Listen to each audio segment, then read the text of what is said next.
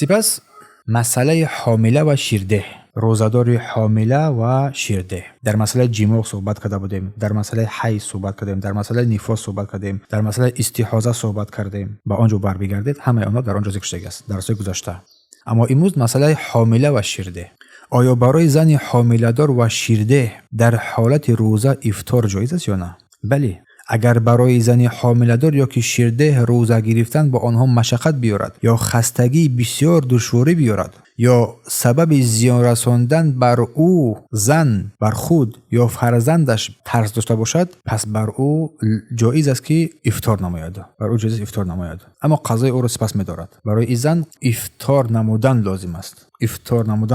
لازم است و قضای آن را می‌دارد. فدیه نمی‌دهد. اگر طبیب به زن حامله دار یا که شیرده امر کند که روزه را نگیرد، طبیب بر زن حامله دار که شیرده امر کرد که تو باید روزه نداری، حتما باید تو روزه رو بخوری، پس بر او در این حالت چی لازم می‌گردد؟ روزه‌اش رو بخورد، سپس قضا یا که فدیه می‌دهد یا که کفاره می‌دهد. برای چی لازم است؟ در این نظر قول راجح علما گفتند که آنها حکم پیرانسالان را می‌گیرند. اگر طبیب بر او امر کرد که حتما باید روزه رو بخوری، حکم پیرانسالان را می‌گیرد. اگر ترس خوفی کودکانشان را نموده باشد، چی حامله دار چی شیرده، خوف و خطر ضرر کودکان باشد، اگرچه در این اختلاف است، قول راجح این است که حکم پیرانسالان را می‌گیرند، یعنی اینکه فدیه می‌دهند. بعد رمضان فدیه می‌دهند، یک روز قضا می‌دارند و فدیه می‌دارند. اگر ترس خود را داشت، روزه می‌گیرد. اگر ترس کودکان داشت، فدیه می‌دهد، یک مسکین طعام می‌دهد الا برای اینکه روزه می‌دارد. و دلیل این گفته چیست؟ دلیل این گفته حدیث رسول الله صلی الله علیه و سلم است که ان الله تعالی وضع شطر الصلاه، که البته الله سبحانه و تعالی از مسافر نصف نماز را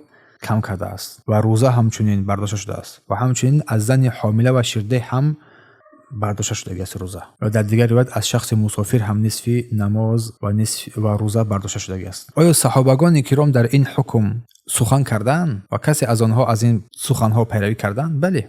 از ابن عباس رضی الله عنه مثلا اگر ما بگیریم، اگر زن حامله از زیان رسیدن بر خود یا که زن شیرده از زیان رسیدن به فرزندش در رمضان ترسد، افطار میکند، روزه‌اش را میخورد و با جای هر روزی که خورده است یک مسکین را طعام میدهد. و همچنین از او باز هم دیگر روایتی هم ذکر شده است که او زنی حامله که شیرده را دید که در این حالت قرار داد، با آنها گفت که تو مانند کسی هستی که طاقت نداری، مانند بیماران هستی، یعنی طاقت نداری، بر تو لازم است که روزت رو افطار نمایی، با جای هر روزی که خورده هستی یک مسکین را طعام بدهی. و گفتن که قضا بر تو نیست، گفتن در روایت.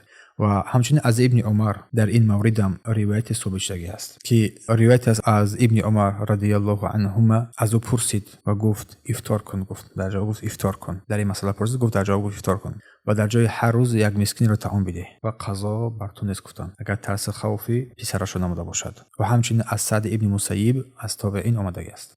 در تفسیر قول الله سبحانه و تعالی در سوره بقره که در بالا خواندیم و علی الذین یطیقون فدیه طعام مسکین، فدیه طعام یک مسکین بدهد، گفتن که درباره پیرانسالان است که پیشتر روزه میگرفت، بعد که پیر شد دیگه برایش چیز عاجز من از روزه گرفتن یک مسکین طعام میدهد. و همچنین زنی حامله دار که پیش از این یک زن شیرده روزه میگرفت، بعد دیگر که این حالت آمد دیگه نتوانست روزه بدارد، به همین قیاس کردن گفتن یک مسکین رو طعام میدهد، از سرش ساقط میشود، گفتن. و همچنین از ابن جبیر از ابن عباس رضی الله عنه گفتن که اگر زن حامله از خود و زن شیرده از فرزندش در رمضان میترسد، افطار میکند و در بجای آن یک مسکین رو طعام میدهد. پس این قول ابن عباس و این قول ابن عمر در میان صحابگان این سخنان آنها پهن شد و هیچ کسی معلوم نشده است که کسی آنها را مخالفتی کرده باشد در این سخنشان. برای همین این حجت می شود و اجماع می شود در پذیرفتن آن. این را اجماع سکوتی میگویند. اجماع سکوتی، یک صحابه یک سخنی را گفت، دیگر صحابه را مخالفتی نکردند، اجماع می شود پذیرفتن آن. چون در این مورد بین علما اختلاف است، از همین خاطر بعضی این از قولا را آوردن تا که برای مردم زنانی که حامله دار هستند یا که شیرده هستند می توانند اگر ترس خوف کردن روزه بخورند و قضا بدهند، بعد یک مسکین را طعام بدهند. پس حکم روزه زن حامله، زنی که حامله دار است اگر خونروی شود چی است؟ زن در حد حامله داری است که خونروی شود، این حالت ها خیلی کم است که شدنش ممکن است، روزش درست است و این خونروی که در حد حامله داری میشد برای زن یگام ضرر نمیرساند، برای زن یگام ضرری هم نمیرساند، یگام ضرری هم ندارد. این بود مسئله زن حامله و شیرده. سپس مسئله دیوانه، روزه دیوانه و کسی که از خوش رفته است. آیا شخص دیوانه و مجنون بر روزه مکلف است یا نه؟ بر شخص دیوانه و مجنون اصلا روزه فرض نیست، مکلف نیست بر او، چون حد تکلیف از شخص دیوانه برداشته شده است. چون در حدیث آمده است رفع القلم عن الثلاث، گفتن قلم از 3 کس برداشته شده است، عن المجنون حتی یفیق، گفتن از مجنون شخص دیوانه حتی که به هوش بیاید. قلم تکلیف از 3 نفر گفتن برداشته شده است، یکی در حالت خواب باشد حتی بیدار شود و کودک نابالغ حتی به بلاغت برسد، سوم چرا گفتن دیوانه که حتی به هوش بیاید، گفتن به خود بیاید.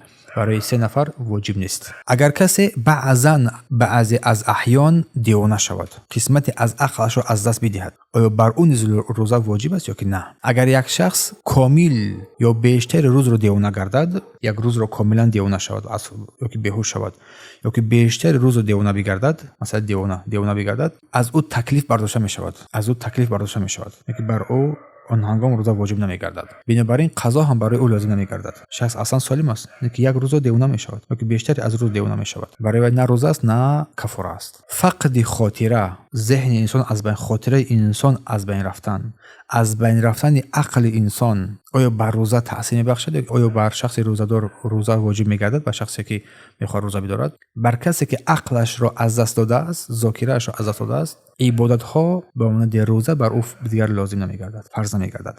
یا کسی که بر عقلش آسیبی رسیده است، هوش دارد، درک دارد، ولی که از عقل به عقل است، عقل دارد، عقلش در جایش نیست، برای این مکلف نیست روزه. و سوال نوبتی، مردی که 1 ماه هیچ چیز رو احساس نکرد، 1 ماه هیچ چیز رو حس نکرد و رمضان رو همین ماه رمضان بود و رمضان روزه نگرفت، آیا بر او چی لازم است؟ اگر مردی که هیچ چیز رو احساس نکرد، حسیات احساس از بین برداشته شده است، رفته است، و یا مثل همان شخص دیوانه حساب می شود، برای وی هیچ چیز واجب نمیگردد، زیرا وی عقلش رو از دست داده است. اگر بمیره در این حالت هم برای وی چیزی نیست. پس آیا حالت بیهوشی مثل دیوانگی هست یا که نه؟ دیوانگی را که ما بیان کردیم که حکمش برای تکلیف نیست، اما بیهوشی این حکم را دارد؟ نه، بله، بیهوشی هم این حکم را دارد. اگر انسان یک روزی پورا در بیهوشی بود، برایش چیزی واجب نیست، در این حال برای او روزه واجب نیست، برای همین برای قضا هم واجب نمیگردد اگر تمام روز رو بیهوش باشد. بارک الله فیکم.